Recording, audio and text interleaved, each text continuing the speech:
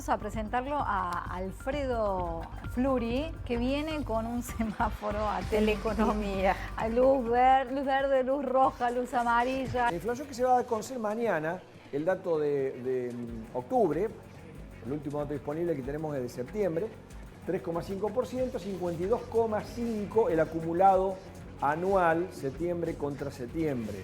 Octubre no va a ser muy diferente ese 3,5%, va a estar en torno al 3%. O sea, semáforo rojo. Creo que ahí no hay mucha discusión posible. El presupuesto originalmente preveía un 29 para este año y estamos en el 52. O sea, prácticamente el doble. Algo muy vinculado a la inflación, que son los salarios.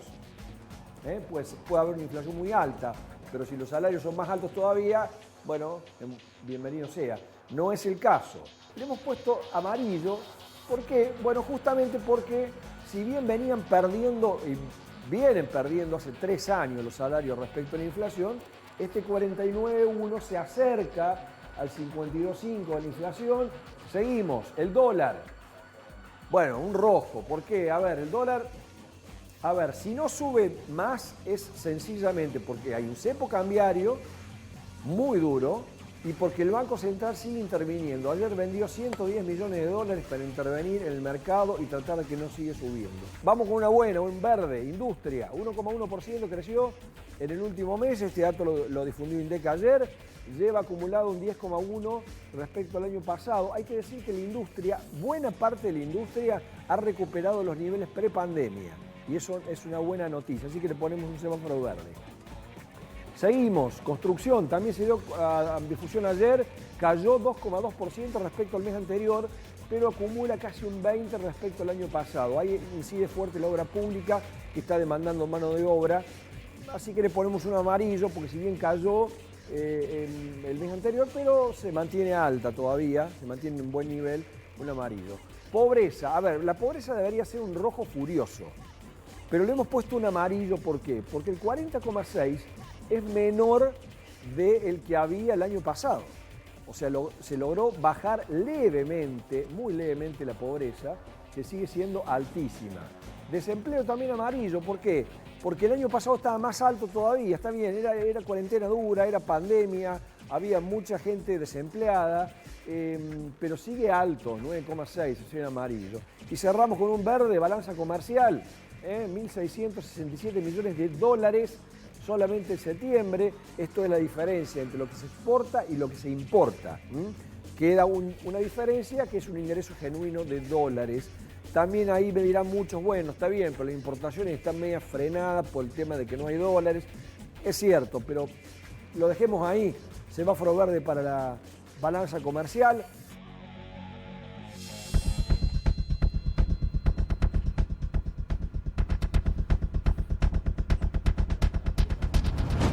¿Cómo les va? Muy buenas noches. Aquí estamos en Redacción Abierta en vivo a través de la pantalla de Canal 10. Sean todos ustedes bienvenidos y tal como lo plantea este informe, indicadores socioeconómicos. Y la pregunta es si estos indicadores se asemejan al estallido social, por ejemplo, que aconteció y que padecimos en la Argentina en el año 2001. Los invitados de lujo de esta noche son Alfredo Fluri, compañero de los SRT. También hemos invitado a Florencia Ripoll, de La Voz del Interior, y al especialista de la opinión pública, Norman Berra. Gracias por venir a los tres, un gustazo tenerlos como siempre. Y hay distintas miradas, ¿no?, que plantean esta comparación con respecto a aquel periodo tan complicado de la Argentina, ¿no?, con indicadores bastante negativos en algunos aspectos. Sí, pero te diría que no al tenor o al nivel de aquella crisis, ¿no? Estábamos hablando de una pobreza superior al 50%, una economía estallada, literalmente, una convertibilidad que eclosionó por los aires, y una situación que me parece no se asemeja en ese aspecto. Pero hay otro tema que no me parece menor, que es la cuestión política. Hoy gobierna el peronismo. En aquel momento gobernaba de la Rúa, y eso no es un dato menor, porque me parece que el peronismo en algún sentido es contenedor, en cierta medida, de aplacar determinadas circunstancias, lo cual no le asegura tampoco que no vaya a haber una situación extrema, pero me parece que los indicadores no son aquellos, que eran ciertamente más duros todavía que estos, y un gobierno que en este caso es de un signo político muy peronista. Otra cosa que se señala es la contención social, o sea, la malla de contención social que se construyó desde el Estado a partir de subsidios de distinto tipo, la asignación universal por hijo, distintos mecanismos de asistencia que hoy tienen un alcance importante, si bien son subsidios que están perdiendo contra la inflación y que son recibidos por sectores que están sintiendo esa erosión, operan, ayudan en la cuestión social. No quiere decir que no haya una situación de conflicto cero, lo vemos todos los días. En Buenos Aires sobre todo se ve la presencia de las organizaciones sociales en la calle. Hoy hubo una situación de inquietud social en relación a un centro comercial. De hoy, que generó muchísima preocupación en otros comercios similares que decidieron tal vez colocar mayor seguridad, cerrar sus puertas. ¿Cómo se interpreta lo que pasó en la zona del Dino? Pidiendo alimentos, y es legítimo el pedido de alimentos, ¿no? Por cierto. Pero el hecho de que tengan el rostro cubierto, el hecho de que tengan palos, el hecho de que se hayan generado distintas corridas, generó preocupación no solo a los comerciantes, sino también a los vecinos. Sí, porque hay aparte un trauma en relación a eso, hay una situación social de mucho deterioro en Argentina y en Córdoba también. Pero además, fíjate vos, Flor, en ese aspecto, los que estuvieron hoy frente al súper o al hiper que está en la Ruta 20, son organizaciones que digamos, son outsider, digamos, o sea, no están en el marco de aquellas entidades que tienen buen vínculo o con la provincia o con el gobierno nacional y que tienen cierta contención, donde hay una relación mucho más fluida. Esta gente son organizaciones que están por fuera, digamos, lo cual no quita que el reclamo sea justo, por supuesto, ¿no? Sí, hay dirigentes de las organizaciones que están dentro del Ministerio de Desarrollo Social de la Nación con cargos importantes y tomando decisiones, digamos. Las mismas organizaciones sociales también han construido toda una malla de dirigentes y una institucionalidad a su manera que es totalmente diferente y que no existía en esa magnitud allá en el 2001. Bueno, cuando uno piensa en los sectores que apoyan al presidente Alberto Fernández, aparecen efectivamente los sindicatos y los movimientos sociales. Movimientos sociales que están reclamando, que están saliendo. ¿Cuál es el rol que consideran que están teniendo estos espacios sociales en el reclamo, en el pedido de mayor ayuda, de mayor asistencia y de convertir los planes sociales en trabajo? Bueno, gracias por venir, Sebastián. Te sumamos. ¿Cómo están? ¿Cómo están Florencia, Alfredo? Claro. ¿Qué tal? Encuestador, Seba, gracias por estar. Bueno, como marcaron acá los amigos periodistas, en realidad tenés movimientos sociales que vienen de larga data, ¿no? Que vienen de las sucesivas crisis que se han ido acumulando casi como capas geológicas en la coyuntura argentina. Y son una forma de expresión del descontento social, pero tiendo a coincidir con ellos, que me parece que hay varios factores diferentes. La Rúa se había quedado sin vicepresidente, entre otras cosas. Venía de perder una elección de manera muy contundente en octubre, bueno, y en diciembre se fue en el helicóptero. Pero además, obviamente, hay un dato que es el dato estructural que atraviesa cualquier análisis, que es el elemento pandemia, digamos. No había en ese momento un elemento exógeno al cual de la Rúa pudiera echarle la culpa. Sí podía decir, obviamente, que había heredado una situación complicada, pues la convertibilidad venía de la década menemista, pero son elementos que hacen que la situación social, si bien hoy es álgida y es complicada, no llega al nivel de crispación o de gravedad de ese momento, ¿no? Bien, ¿cuáles son las mayores preocupaciones, ¿no? Pensado, Sebastián, de la ciudadanía en su conjunto? La inflación, la inseguridad y una agenda que tal vez los funcionarios, los candidatos tal vez no interpretaron correctamente, ¿no? No tuvieron en cuenta esas reales necesidades y se quedaron tal vez en la disputa, en la chicana de los distintos partidos. Yo creo que tanto nosotros los consultores como los propios candidatos y los políticos tendemos a caer en la tentación de tener una coyuntura, una mirada coyuntural corta. Y es imposible escindir el resultado electoral y esta contienda electoral, que además es una campaña larga, es un proceso electoral largo que comienza a fines de julio, que termina prácticamente a fin de año, cuando hace 2 años elegimos presidente. Es muy difícil escindir toda esta escena nacional de la pandemia. Han atravesado los cordobeses, las cordobesas, los argentinos, las argentinas, todos los habitantes de este planeta, el trauma no bélico más importante de la historia moderna global. van 5 millones de muertos, tenemos cifras que cuadruplican las cifras del genocidio de la dictadura, y sin embargo tenemos la tendencia a mirarlo desde una crisis que parece que hubiera comenzado este año y que solo fuera económica. Y yo creo que el desgaste emocional al que todos y todas hemos sido sometidos en todo este tiempo se conjuga muy bien con los efectos críticos económicos de la pandemia, y que ese cóctel emocional hace que en estas elecciones las opciones tengan mucho más que ver con resistirse, ¿sí?, a la política como sistema, resistirse a que sea la política la que no logra y no termina de cumplir la promesa que es la democracia, que es la de resolver los problemas sociales, la pobreza, de permitir una convivencia más sólida, más sensata entre los argentinos. Sebastián, y dentro de esa convivencia también para mis otros compañeros, ¿pagan esta crisis emocional y demás los oficialismos, efectivamente? Sí, no solo aquí, sino que es una tendencia que se está viendo en muchos lugares del mundo. Es algo que le está costando a partidos y a líderes globales muy fuertes. Lo vemos en Canadá, lo vemos en Francia, lo vemos en Australia, lo vemos en muchos lugares del mundo, y también lo vemos en Argentina. Más allá, claro está, de los errores propios, las equivocaciones, las fallas que puede tener este oficialismo nacional. Pero sin lugar a dudas, toda esa condensación emocional negativa que hemos venido acumulando durante este tiempo tiene su impacto en quienes gobiernan, en todos los estamentos. Quizás aquellos que rápidamente han sido elegidos o que han sido elegidos por primera vez en 2019 todavía tienen algo de crédito, pero en general todos los oficialismos están viendo resentida su performance. Bueno, y pensaba, ¿no?, dentro del oficialismo que seguramente va a recibir los cuestionamientos a partir de la gestión de la pandemia, pensaba en este frente de todos, ¿no? Un frente que ha mostrado sus fisuras, específicamente después de las PASO, cambio de gabinete, movimientos, distintas miradas, la Cámpora por un lado, los gobernadores por otro, Alberto por otro segmento. ¿Qué va a ocurrir el 15 de noviembre con ese frente de todos, que me da la sensación fue la mejor oposición que tuvo el gobierno? Sí. Bueno, hay que preguntarle quizás más a los consultores. Yo creo que es la gran incógnita.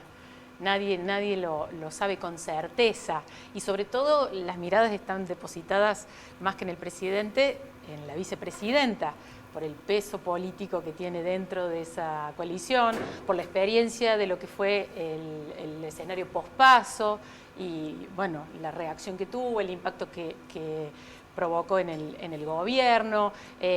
Las reacciones también van a estar determinadas por el resultado electoral que se consiga, por supuesto. Un escenario es que el Frente de Todos logre recortar diferencias respecto de los resultados de las PASO, mejore y hasta, bueno, se imponga, aunque las encuestas plantean que eso es difícil.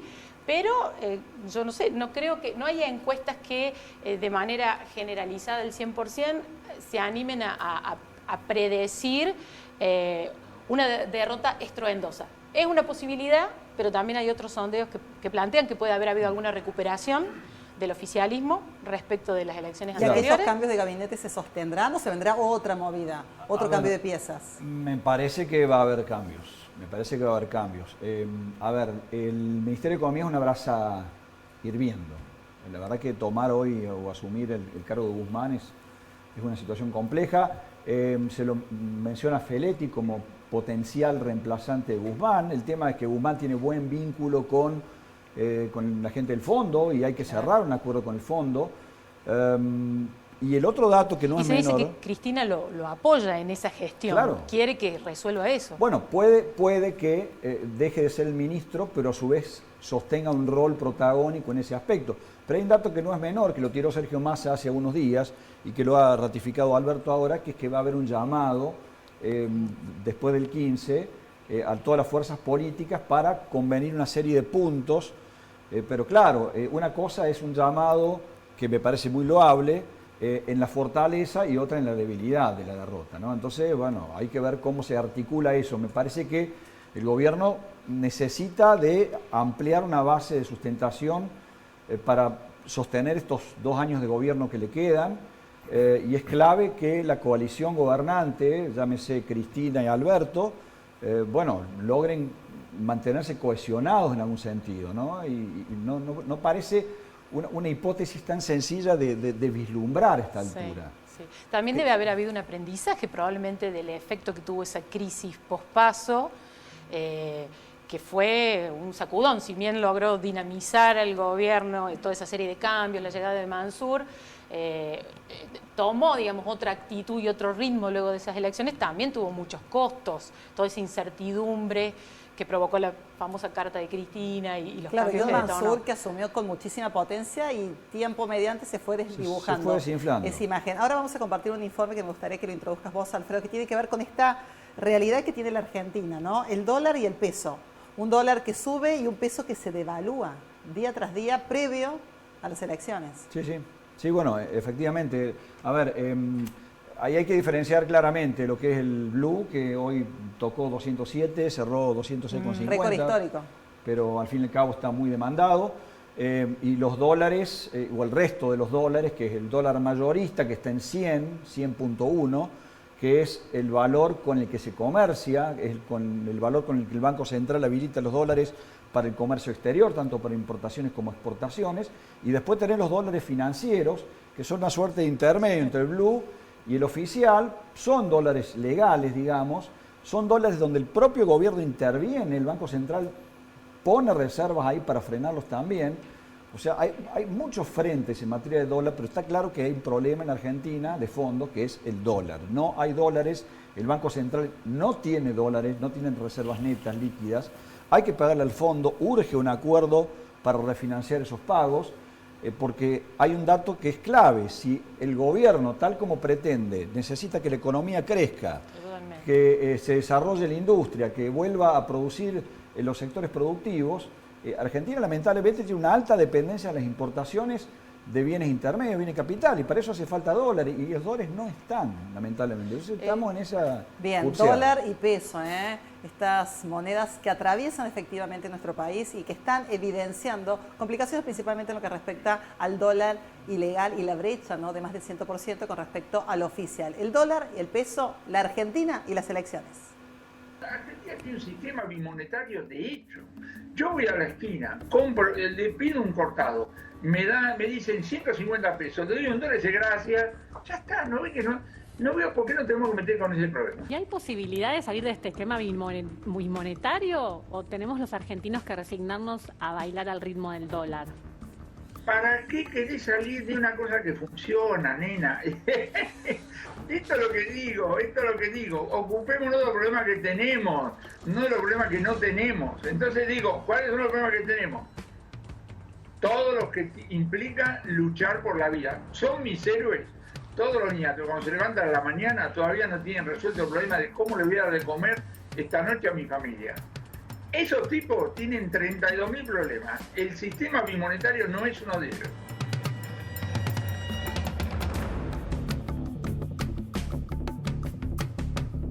Bueno, ahí estaba entonces el análisis de otros colegas con respecto a este sistema bimonetario de la Argentina, y por otro lado pensaba, ¿cómo votará el argentino este domingo? Pensando en el bolsillo, pensando en la economía, pensando en el dólar blue, pensando en la inseguridad, pensando en el modo en el cual se gestionó la pandemia y de qué manera pudieron organizar esas emociones, esos padecimientos, esas pérdidas que muchas personas tuvieron. ¿Cómo creen ustedes que será el perfil del votante y si se va a ratificar la decisión que se evidenció en septiembre y si será igual ahora en noviembre? ¿Qué creen ustedes, de acuerdo a los estudios que vienen realizando? Tiene que ver con la pregunta que hiciste antes, que son los principales problemas que tiene el argentino en la cabeza, el argentino promedio.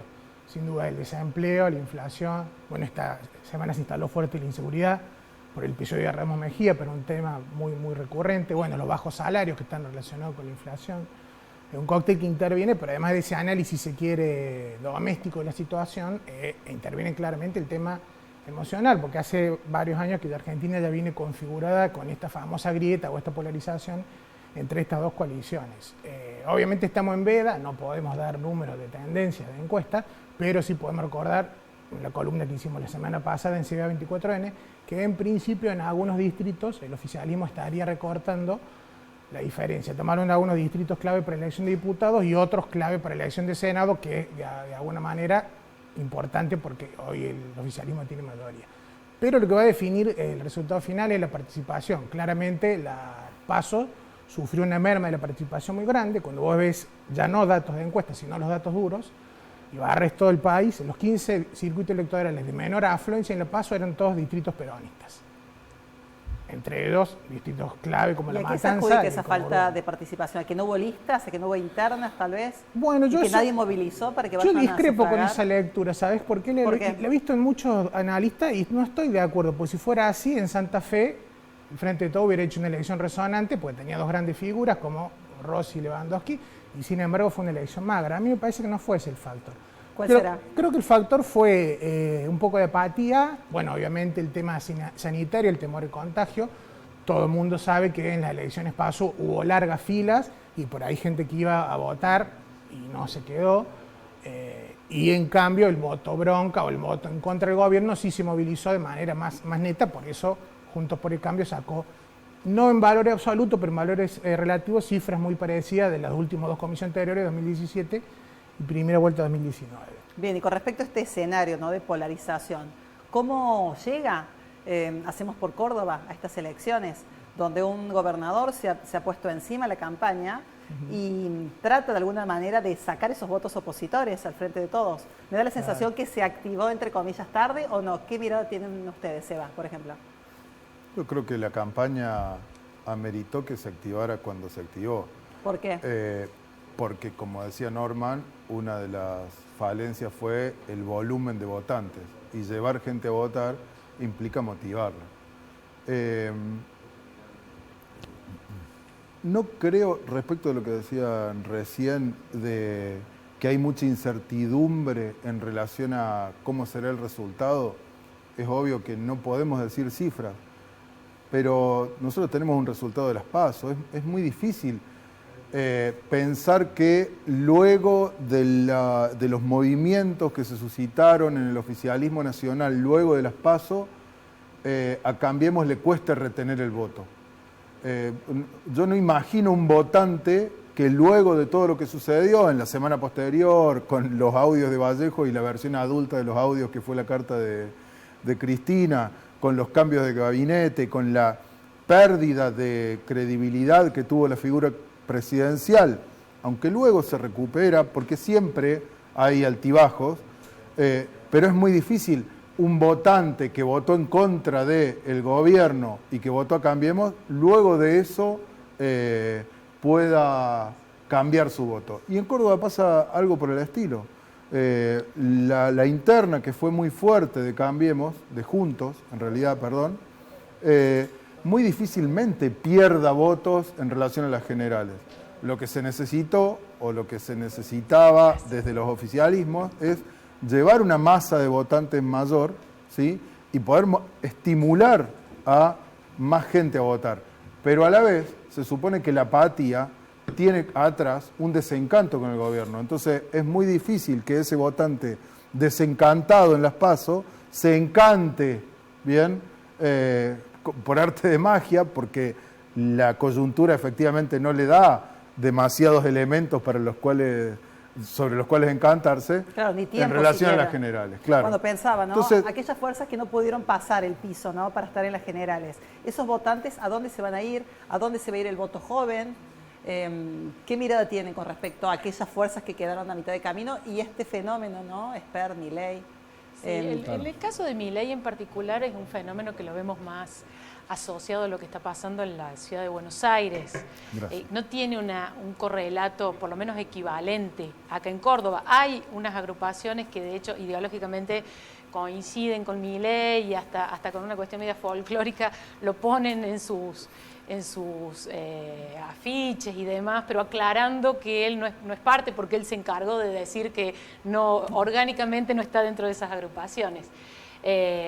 Pero mejor que esa fuerza, en todo caso, se desempeñó la izquierda acá en Córdoba en las PASO, y hay otra expresión que es el Encuentro Vecinal Córdoba, que también se desempeñó mejor que esas expresiones. Hay que ver cómo esos pequeños porcentajes, digamos, se aglutinan ahora.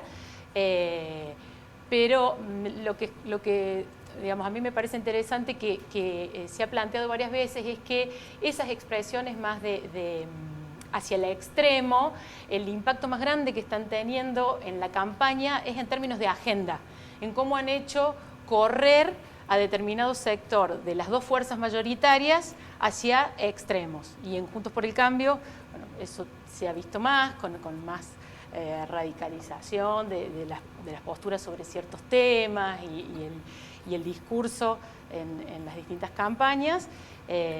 Bueno, en esos términos me parece que sí ha habido un impacto interesante que tiene que ver con lo que ellos planteaban del desencanto, ¿no?, de parte de la gente respecto de la política. Me parece que eso sí está presente de manera muy fuerte, que hay una cuota muy grande de gente que ha votado y va a volver a votar desde un lugar de enojo, de cansancio, de padecimientos económicos, como dando el mensaje de que se necesitan cambios que ayuden a mejorar esa situación, ¿no?, a que esta reactivación incipiente en determinados sectores se sienta de manera más generalizada.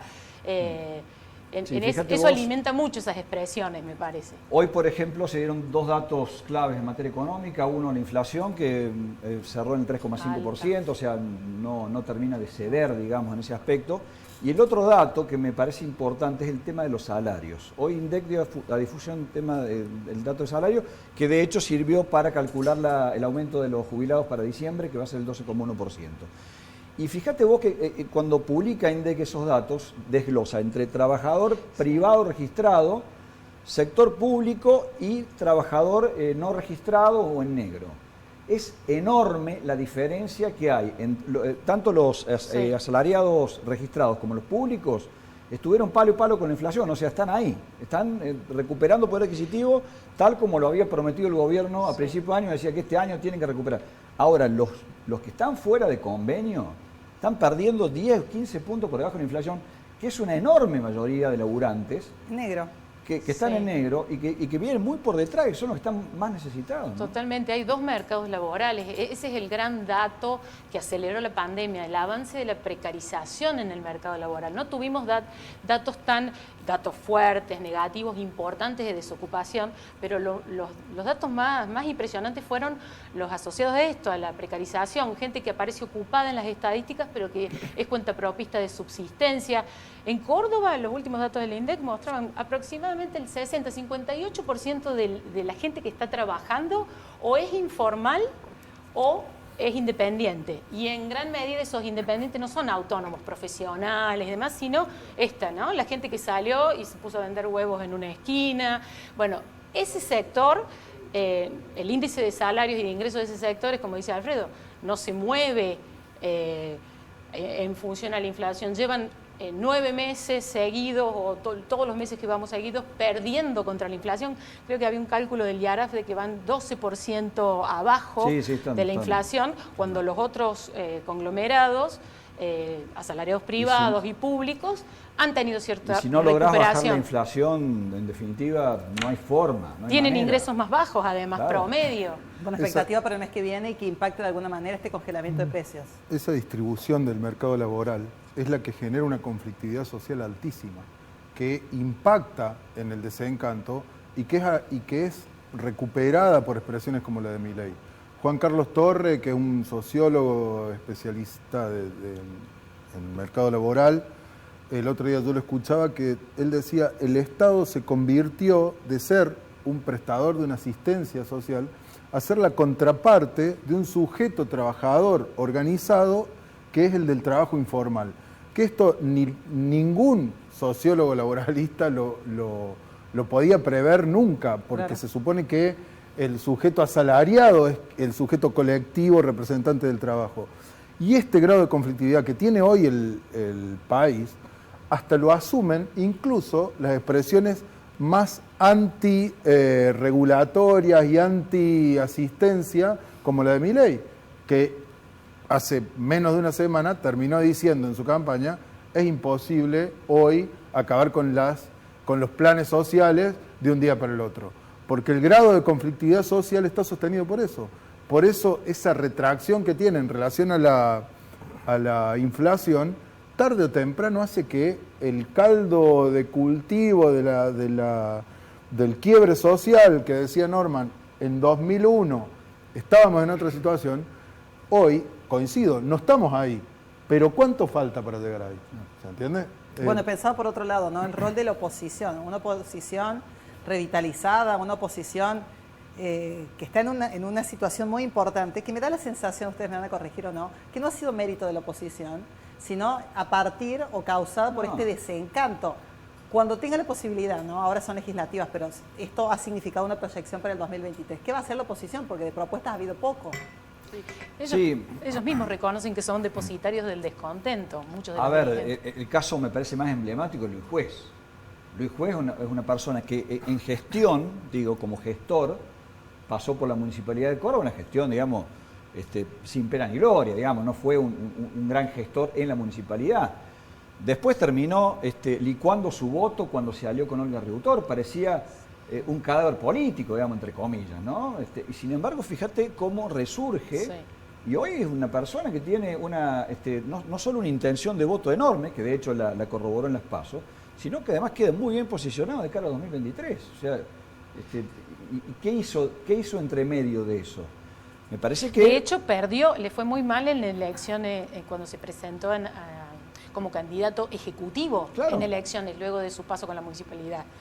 Me parece que, digamos, es beneficiario de la defección del gobierno y sus políticas impactadas por la pandemia, porque hay que recordar, ese dato no es menor, uno por ahí tiende por ahí a dejarlo de lado o como darlo como un hecho dado o como un hecho naturalizado a esta altura, y convengamos que Fernández asumió con una economía con 2 años de recesión eclosionada y encima le agarró la pandemia. Entonces la situación no era sencilla, ¿no? Ante esta revitalización, volver a vivir de Luis Juez, por ejemplo, ¿qué mirada tenemos hacia el 2023?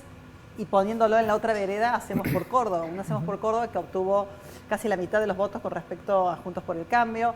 No sé cómo serán los resultados ahora. Y por otro lado, la proyección de Schiaretti como presidencialista. Si en Córdoba tal vez no puede cultivar la adhesión de su provincia, ¿cómo proyectarlo hacia una instancia superior como es una candidatura a la presidencia? ¿Qué mirada tienen ustedes con respecto al 2023 pensando en estas legislativas? No, yo insisto que las elecciones nacionales funcionan diferente de las elecciones provinciales. Primero, por las elecciones nacionales, vos tenés lista del Frente Todos, claramente viene saliendo tercero en todas las últimas elecciones, y en las elecciones provinciales no tiene candidato a gobernador. Esa es la primera diferencia. Segundo, vos tenés un electorado solapado entre Hacemos por Córdoba y Juntos por el Cambio, que en las elecciones nacionales vota en contra del kirchnerismo, entonces busca lo que expresa mayor... una actitud más refractaria del kirchnerismo, que lo representaba Cambiemos en 2017 y lo representa Juntos por el Cambio en 2021. Pero ese chip cambia en una elección provincial, porque lo que se vota en la elección provincial es el gobernador de provincia. Pero estas grandes encuestas, ¿no tendrán alguna proyección?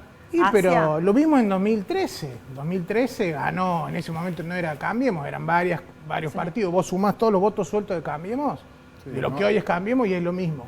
En 2017 también parecía que se van por... a ver, de nuevo 2023, parecía que Macri tenía la alfombra proesta para el 2019, y en 2018 se acabó todo, y en 2019, digamos, el pase de Gambito de Dama de Cristina terminó de detonar, digamos, la posibilidad de reelección. Yo sería muy prudente en sacar conclusiones de acá a 2 años, porque en una política tan cambiante, a ver, este año la economía está rebotando 9%. Pues si le alcanza al gobierno, no, claramente no le alcanza, porque ese rebote no se siente en el bolsillo doméstico. Pero ¿quién puede predecir lo que va a pasar dentro de un año? Menos en este país. En las 3 elecciones legislativas previas, 2009, 2013 y 2017, Hacemos por Córdoba se movió en un rango entre 25 y 30 puntos, que está su piso y su techo, que si uno mira en relación a las elecciones ejecutivas de 2019, donde Schiaretti sacó el 58% de los votos, pareciera que decae, pero en realidad es la fuerza provincial que más votos saca en todo el país. No hay una fuerza provincial que saque tantos votos en un escenario de ultrapolarización como el que se vive en el país. ¿Bien? 450.000 votos, que es el doble que lo que sacó Milei en Buenos Aires, en la Ciudad Autónoma de Buenos Aires. Entonces, creo que hay que relativizar un poco eso. Yo creo que una buena elección para Hacemos por Córdoba ¿sí? Es sostener un senador y 2 o 3 diputados. 3 muy buenas, 2 buenas. Porque eso es lo que busca Hacemos por Córdoba, tener incidencia en el Congreso de la Nación.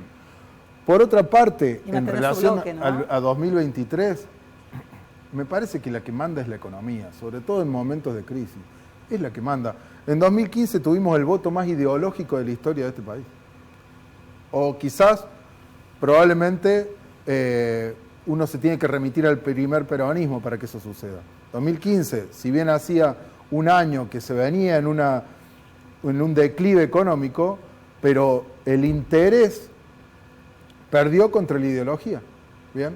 Por más que estoy bien económicamente, voto el cambio. Y en 2019 volvió a primar el interés, porque el gobierno de Macri no logró cumplir, si bien cumplió con una parte del programa que tenía que ver con lo ideológico, no cumplió con las metas económicas. Y el interés primó de nuevo. Ese voto flotante, que es entre el 10 y el 15%, que es el que define las elecciones, a veces vota con el corazón y a veces vota con el bolsillo. Bien. Creo que en 2023 volverá a votar con el bolsillo porque estamos en una crisis muy profunda. Bien, ahí está, el perfil del votante. Pensaba, estos 2 años después del 14, el 15 de noviembre, ¿cómo serán esos 2 años pensando en el frente de todos, con una base sindical, con apoyo de los movimientos sociales, con apoyo de los gobernadores, un frente de todos que se va a sostener, o va a haber una separación de Cristina, de la Cámpora, y tal vez se configure como la principal opositora? Y ahí es importante lo que mencionaba Alfredo, que es cierto el esfuerzo, el planteo que está haciendo Sergio Massa, de que hay una intención firme, incluso que tiene la bendición de Cristina de llamar a un gran acuerdo político donde no solamente están las fuerzas de la oposición, sino que también están los sindicatos y el sector empresario, y ponerse de acuerdo sobre una agenda fundamental de temas básicamente económicos. Por ahí, lo que ha trascendido es hablar sobre los lineamientos fundamentales del presupuesto que se tiene que aprobar luego de las elecciones. El gobierno presentaría algunos proyectos, digamos, la decisión de terminar de impulsar algunos proyectos de incentivo a distintos sectores económicos que se han anticipado, bueno, que tienen que tener trámite en el Congreso. Y bueno, y tratar de generar y construir consenso en torno a lograr en el Congreso la aprobación del acuerdo que se cierre con el Fondo Monetario Internacional para darle mayor legitimidad. Esa es una gran instancia que se tiene que resolver en el escenario económico, para despejar incertidumbre. Claro, pensaba en los incentivos, en la emisión monetaria, en la inflación. Sí. ¿Y qué va a ocurrir con los mercados? ¿Cómo van a reaccionar? ¿Cómo crees vos, Alfredo? Y ya vamos cerrando este bloque tan interesante. En definitiva, me parece que los mercados ya más o menos toman nota en función de un resultado que ya está más o menos cantado. Yo lo que, digamos, tengo como duda a esta altura es qué puede ocurrir el 15 si se conforma esta suerte de llamado, de consenso y demás, o la vicepresidenta se radicaliza como ha ocurrido en otras ocasiones. O toma una decisión que vuelca el escenario hacia un lugar más duro, con gente más de su entorno, llámese Feletti, el propio Kicillof. Y pedido de la CGT, ¿no?, de que corte con Cristina. Bueno, la CGT hoy que renovó autoridades, no es gente que le responda a Cristina, justamente. Son gente, en todo y también caso, se está preparando para un escenario que va a necesitar más diálogo, más construcción de consenso, donde el gobierno en principio va a quedar más debilitado, con más necesidad de establecer acuerdos. Yo creo que como están dadas las condiciones va a ser muy difícil establecer un consenso, establecer un acuerdo, ya mirando hacia el 2023. Bueno, deberá en ese caso el gobierno ceder para lograr justamente articular, para asegurar una gobernabilidad que le permita llegar bien, con una economía un poco más sólida o mejor posicionada de cara a 2023. Bueno, por último, y ya cerrando la opinión de cada uno, ¿cómo llega Alberto al 2023? Arranco por acá. Dale. Así toman aire, chicos. Ni él sabe. Yo creo que la clave es el acuerdo con la deuda, ¿sí? Que para eso va a necesitar, lo que decía Alfredo, un acuerdo amplio, con fuerzas y con gobernadores, Si no lo logra políticamente, probablemente no lo logre económicamente. Y si no logra estabilidad económica, probablemente no tenga sobrevida en 2023. Me parece que la clave está en la reestructuración de la deuda y reimpulsar la economía. Si eso no se logra, y solo se logra con habilidad política, no hay 2023 para el oficialismo. Va a depender de cómo quede conformado finalmente el Congreso. Vamos a un Congreso donde ninguna bancada va a tener mayoría, ni van a estar muy lejos del quórum, entonces va a pesar mucho la rosca política, de ahí viene el llamado a la concertación. Entonces hay que ver ahí quién tiene más cintura para buscar aliados, porque además vamos a tener un Congreso donde las bancadas provinciales se van a debilitar y se va a reforzar la bancada de la derecha, de Avanza Libertad, y la de la izquierda. Entonces, en principio, vamos a ir a un Congreso más difícil de rosquear, porque por ahí esas fuerzas son menos proclives a la rosca.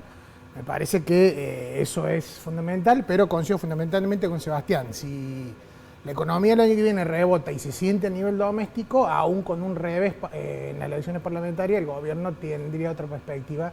Bien, cortito y al pie, 2 palabritas. Sí, va a depender, yo creo que va a depender de eso. El Dijiste ni él sabe, Flor, yo te escucho. ¿Te escucho? No, porque acá hay varios actores, digamos, cuyas decisiones y actitudes importan, sobre todo, como decimos también de la vicepresidenta. El gran desafío del Frente de Todos es mantener un entendimiento, un mecanismo de convivencia para seguir gestionando y resolviendo todos estos problemas económicos, y bueno, y alivianando, bajando la incertidumbre política para que la economía pueda empezar a resolver sus cuestiones y seguir adelante con esta recuperación que hay en algunos sectores. Hay un montón de problemas enormes por resolver. Alfredo. No, me parece que lo clave acá es ver el rol que asume Alberto.